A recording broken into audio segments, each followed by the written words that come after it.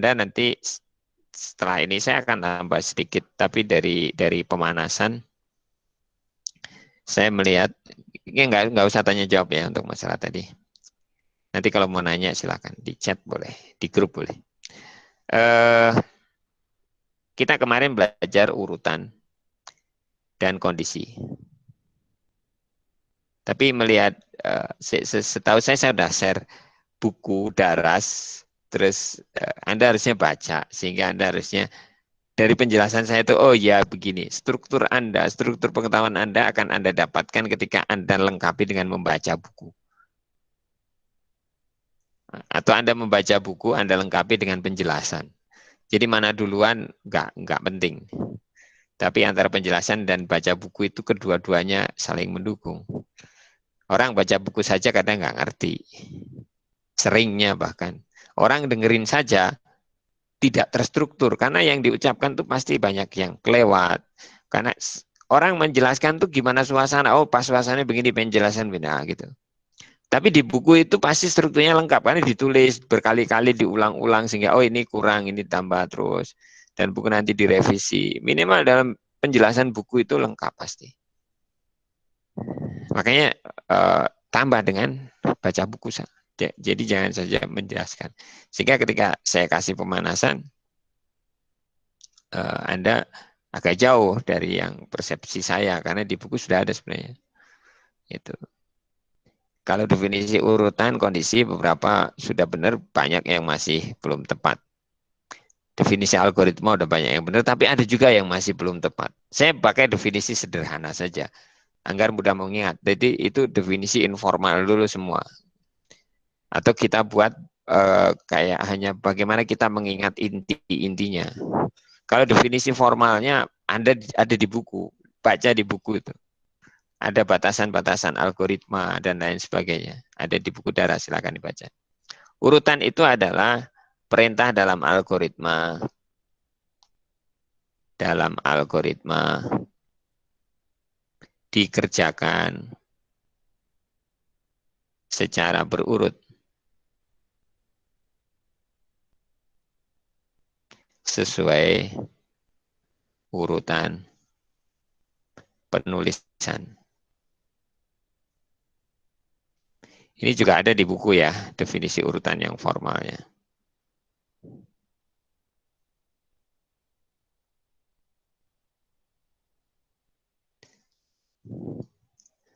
Kemudian kondisi apa? Perintah dilaksanakan, dikerjakan jika kondisi bernilai benar.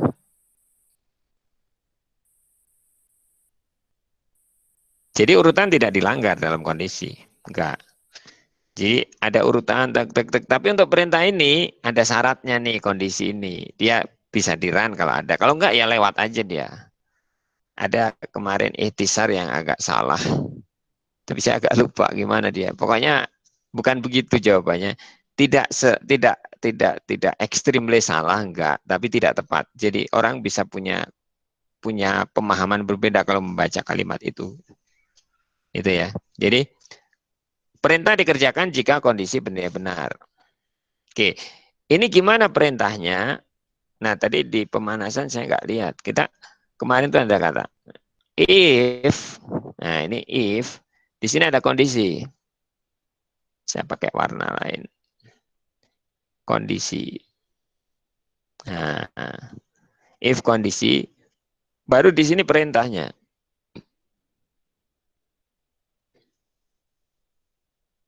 Di sini mungkin ada akan banyak perintah. Itu ya. Nah, cara nulisnya gimana? Dia di blok begini. If, berarti perintah yang dikerjakan jika kondisi benar itu semua yang sejajar kuning ini sejajar. Nah, nanti di sini akan ada perintah lain. Di sini ada perintah lain. Ini ada perintah sebelumnya.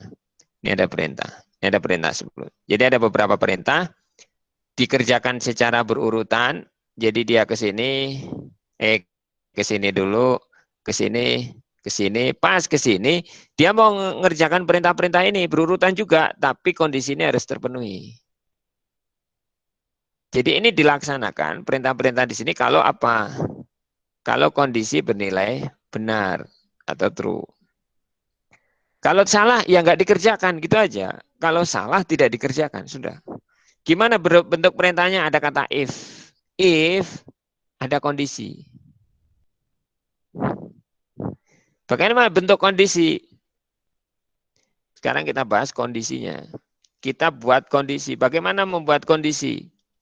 Satu syarat kondisi itu dia harus hasilnya, hasil dari kondisi itu, hasilnya harus dua saja. Hasil dari kondisi benar atau ini garis gini atau namanya opsional atau salah.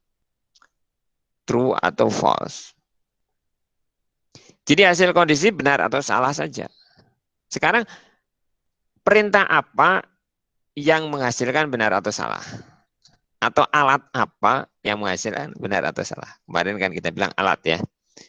Alat apa yang menghasilkan benar atau salah?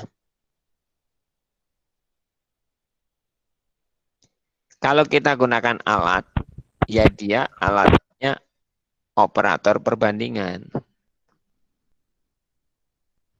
Perbandingan, Pak. Operator perbandingan. Kalau alatnya. Tapi ada enggak tanpa operator perbandingan kita bisa punya benar salah? Ada. Ya sudah kita kasih benar atau salah. Jadi kita punya variabel, bisa jadi kita punya variabel atau wadah. Untuk selebutnya wadah itu saya sebut variabel, tidak lagi wadah ya. Variabel, kita punya variabel. Ini isi nilainya, jadi variabel ini isi nilainya benar atau salah. Jadi nanti kondisi akan ngecek isi variabel itu benar atau salah. Kalau benar dilaksanakan, kalau isi variabelnya salah nggak dilaksanakan. Oke, ada pertanyaan sampai sini. Itu membuat if. Jadi tadi di pemanasan, di pertanyaan pemanasan yang 4 ya tadi. Gunakan if. Dan gunakan kondisi. Problemnya bagaimana membuat kondisi? Sebagian besar yang saya lihat, atau hampir semua yang saya lihat, atau semua yang saya lihat bahkan, belum ada yang benar. Tapi ada yang sudah mulai logikanya benar. Ada yang lucu, cuma ditulis soalnya doang. Mungkin terbawa sama perintah yang atas. Tulis nama ini. Tulis dalam tanda kutip pemanasan kuring 11.02. Kalau dalam tanda kutip tulis apa adanya. Tapi kalau saya nulis nama apa tadi? NIM, nama, tanggal, hari, tanggal gitu kan ya. Ya tulislah NIM-nya berapa, namanya siapa. NIM nama itu kan variabel ya kan. Nah itulah logika berpikir kita diasah di situ. Untung nggak ada yang nulis NIM, nama gitu ya. Berarti sebenarnya Anda udah masuk. Logika Anda udah keasah. Ketika kita menyebut variabel, sebenarnya yang harus kita inginkan atau yang diproses itu adalah isinya, bukan variabelnya. Tulis NIM nama, tulis saja NIM nama gitu. Anda diketawain orang nanti ya. Mau bikin SIM, tulis nama. Hah, namanya? Tanggal lahir, tulis tanggal lahir, diketok orang nanti. Betul nggak? Ya, seperti itulah. Itulah variabel. Ketika kita menyebut variabel, bukan nama variabelnya yang di sini, tapi isi variabelnya yang dimaksud. Ya sama lah gitu ya. Ya saya baru dapat ide bahwa begitulah ketika Anda disuruh nyebut nama siapa? Bukan nama, Anda ulangi dengan kata nama. Enggak kan? Sebutkan nama. Terus kita bilang nama. Kan suruh menyebutkan nama. Maksudnya nama Anda, nama adalah variabel dan seperti itu ya. Paham ya sampai sini ya. Ini harus pelan-pelan nih logikanya nih. Karena tidak ada dalam kehidupan sehari-hari kan. Tapi sebenarnya ada. Cuman tidak terumuskan saja dengan baik. Gitu. Jadi kalau terumuskan, insya Allah nggak masalah. Gitu. Kalau ada pertanyaan, maka silakan nanya. Buka mic nanya, nggak apa-apa ya. Itu ya. Jadi pertama Anda tahu struktur penulisannya seperti ini. ini penulisan pakai if, kondisi, dan dia benar salah.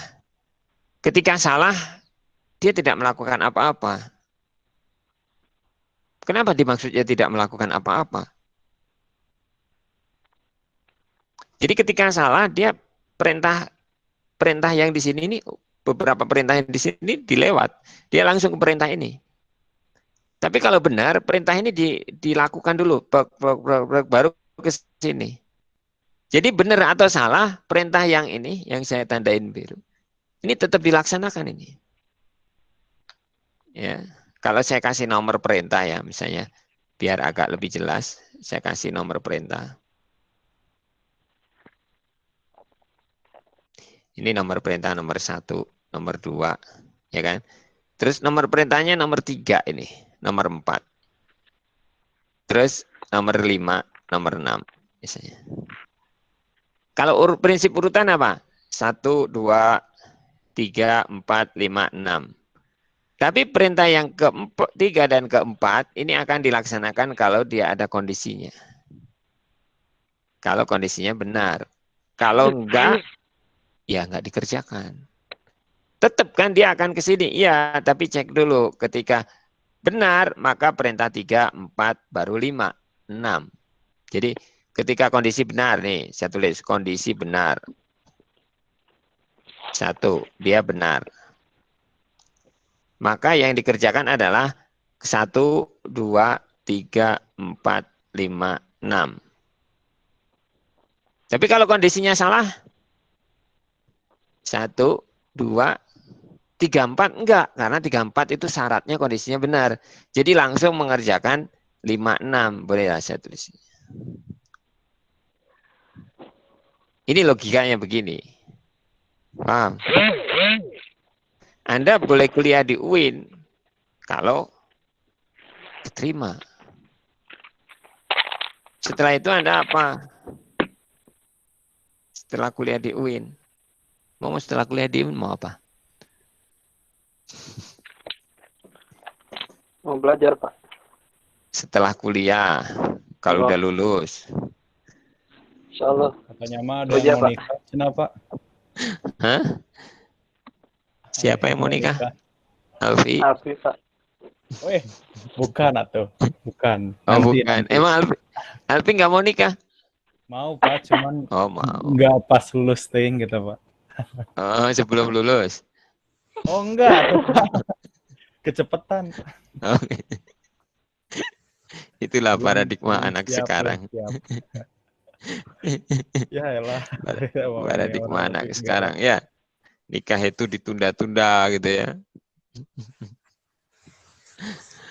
Oke.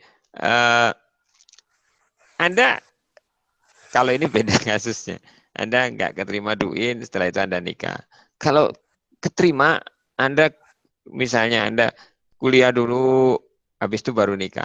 Tapi kalau nggak keterima, ya udah nggak usah kuliah, langsung nikah aja. Boleh gitu. Kalau perempuan boleh. Laki-laki boleh. Boleh, Pak. Boleh, nggak ada yang larang. Hah? Ada masalah? Ya adalah masalah. Anda lulus juga ada masalah, Anda kuliah juga ada masalah. Semua bermasalah. Karena kalau selesai masalah berarti hidup Anda selesai. Gitu ya. Kalau cerita ini banyak. Ini cerita dikit aja. Jadi jangan sampai kita menganggap menuhankan kuliah. Maksudnya apa? Kalau nggak kuliah kayaknya hidup saya nggak sukses gitu loh. Itu menuhankan kuliah. Kesuksesan Anda tumpukan pada kuliah. Nggak sama sekali.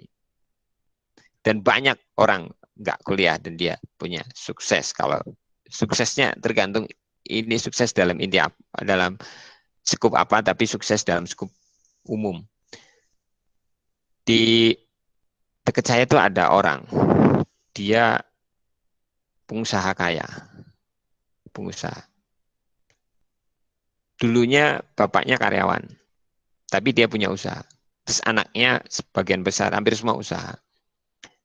Dan sekolahnya cuma sampai SMA. Dan sekarang udah sampai level cucu. Cucunya itu udah tamat SMA, laki-laki. Ya nggak kuliah, karena paradigma nggak usah kuliah, ngapain? Nggak usah kuliah, dikasih satu toko, dan dia kelola itu toko. Dan dia menikah setelah itu. Baru tamat SMA, 1 tahun, belum 1 tahun menikah. Yang dinikah itu tetangga saya, deket. Perempuan tentunya ya, karena dia laki-laki. Lagi kuliah. Atau lupa saya kuliah di mana. Tapi syaratnya, kalau nikah dengan anak ini, nggak boleh kuliah. Maksudnya apa? Kalau jadi istri, ya udah jadi istri aja gitu loh. Nggak ada nyambil-nyambil yang lain.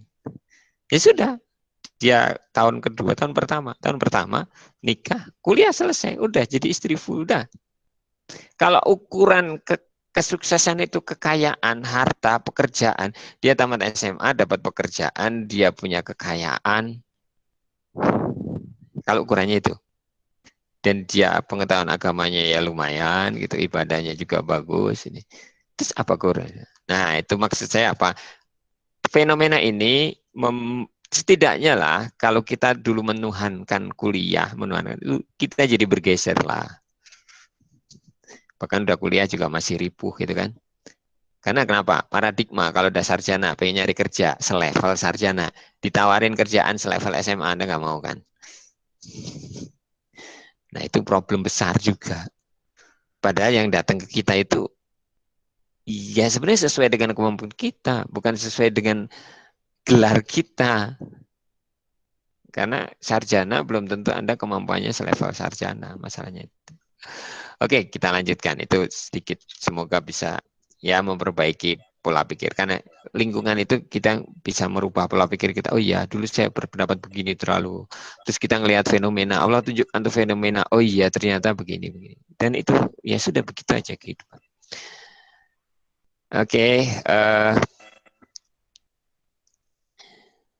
ini if ya. Tadi if kondisi, dan kalau benar melakukan sesuatu, kalau salah ya sudah nggak ngapa-ngapain. Oke, itu case 1, itu tipe 1. Ini if tipe 1. Gimana saya nulisnya? Dia tipe 1. Saya tulis ya, if-nya tipe 1. Pakai warna apa ini? Thickness. Yang tebal. Gini ya. Tipe 1. Kurang tebal. Harus di OK dulu. Ini tipe 1. Oke, tipe 2. Kembalikan lagi.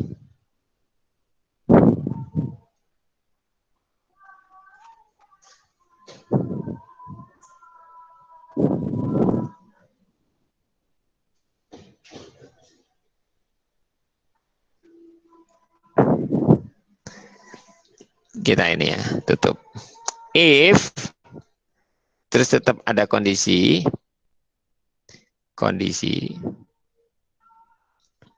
Nah, di sini ada kata, ini di sini perintah. Istilah perintah.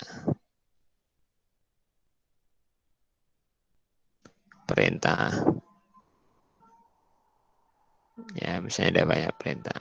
Nah, kalau salah, kita punya alternatif kalau salah. Jadi kalau benar dia begini, kalau salah lagi. Else maksudnya. Nah, ini kalau salah. Kalau salah, dia melakukan perintah.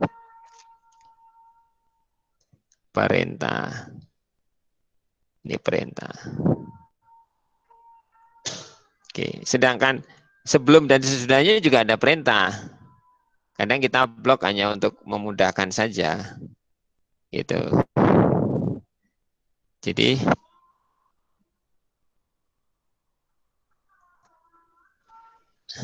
anggaplah di sini ada perintah. Sejajar dengan if. Ini ada perintah ya kan? Di sini juga ada perintah. Jadi kalau kita kasih nomor perintah, kita kasih nomor perintah 1, perintah 2, perintah 3, 4, 5, 6, 7, 8. Gitu. Nah, kita cek kondisi. Kondisi. Oke, kondisi. Kalau dia benar, maka perintah berapa yang dikerjakan?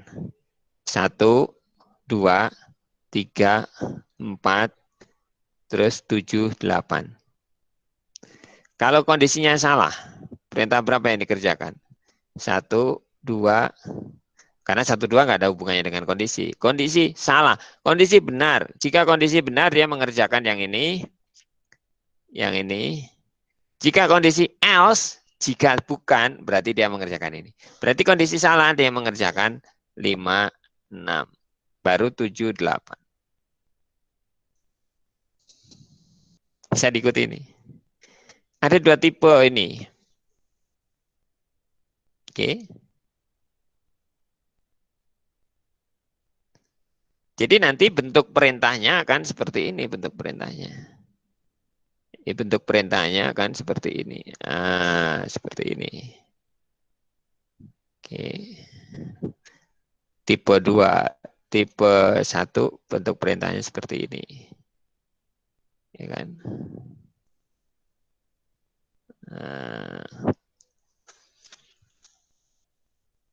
Nah, kondisi tadi, problem kedua, selain bentuk ini, bagaimana membuat kondisi? Operatornya apa? Perbandingan.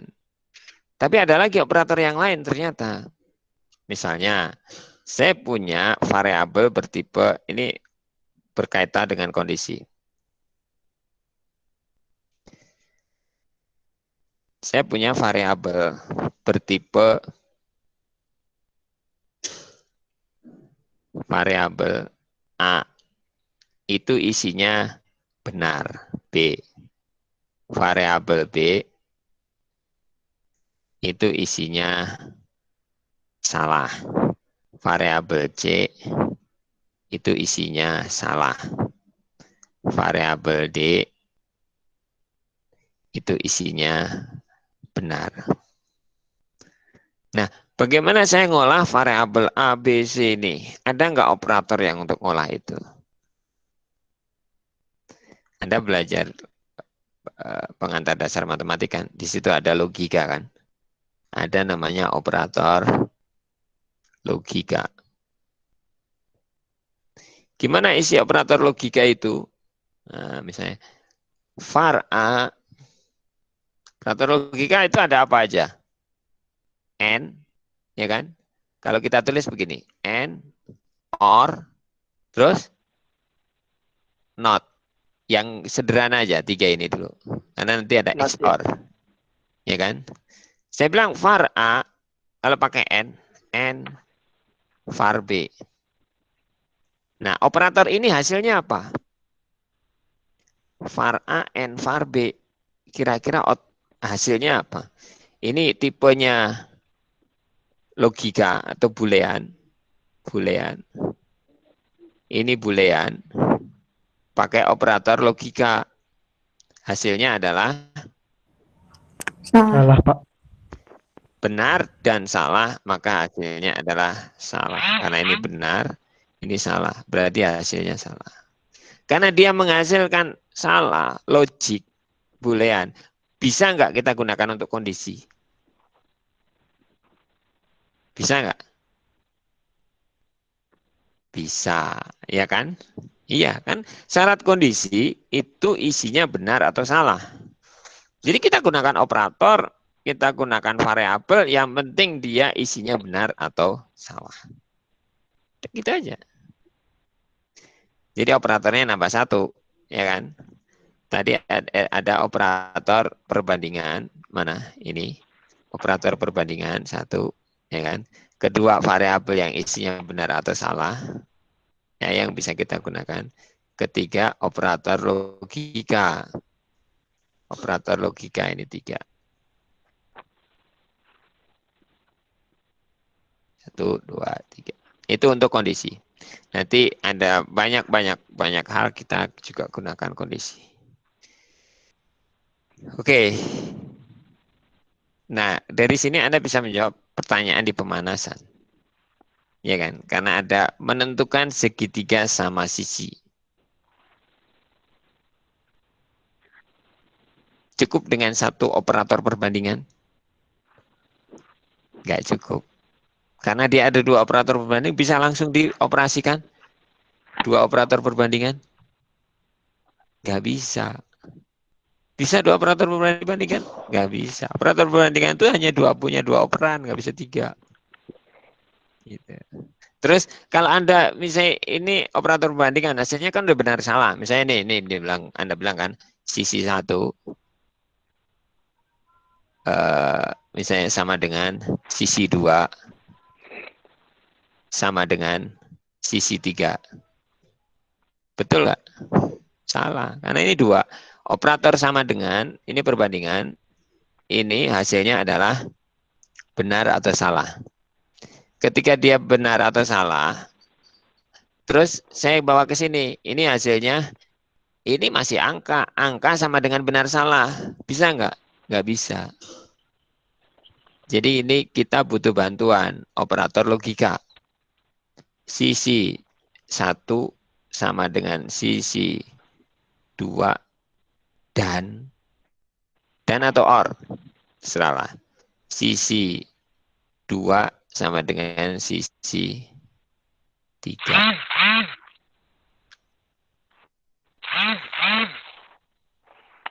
Ini misalnya menghasilkan benar, di sini salah. Berarti benar dan salah, hasilnya adalah salah. Ya kan? Kalau di sini benar, di sini benar, benar dan benar, hasilnya adalah benar. Di sini salah, di sini salah, salah, kalau dan adalah salah. Jadi kalau sisinya nggak sama, salah. Kalau sisinya tiga-tiganya sama, baru dia hasilnya benar. Ya kan? Ini dengan ini sama, ini dengan ini sama. Pasti sama kan? Nah, perlu cara, perlu pelatihan untuk membuat kondisi. Jadi selain struktur, itu membuat kondisi. Tolong ini diulang-ulang, dilatih berulang, selain dibaca. Sehingga Anda benar-benar memahami ini, benar-benar menyerap loh, menyerap ini. Pengalaman saya, sedikit mahasiswa yang bisa menyerap ini. Sedikit sekali. Padahal Anda proving matematik di analisis, itu pakai logika ini. Jadi aneh kalau mahasiswa matematik logika seperti ini salah, bahkan nggak ngerti. Tapi jadi sarjana, jadi dah gampang. Asal Anda rajin aja lah, nggak kebangetan gitu ya, pasti lulus. Tapi kalau walaupun rajin, tapi kalau kebangetan ya nggak lulus juga sih. Gitu. Ya risikonya banyak ngulang ya, nggak masalah lah. Ini saya rajin, datang, ini dalam lama juga lulus lah. Betul kan? Iya. Jadi kalau Anda benar-benar belajar, itu ada yang nempel dan ada yang Anda bawa untuk kehidupan Anda. Gitu. Nggak usah kehidupan Anda setelah kuliah. Anda pas kuliah pun kehidupan Anda, logika Anda udah berubah.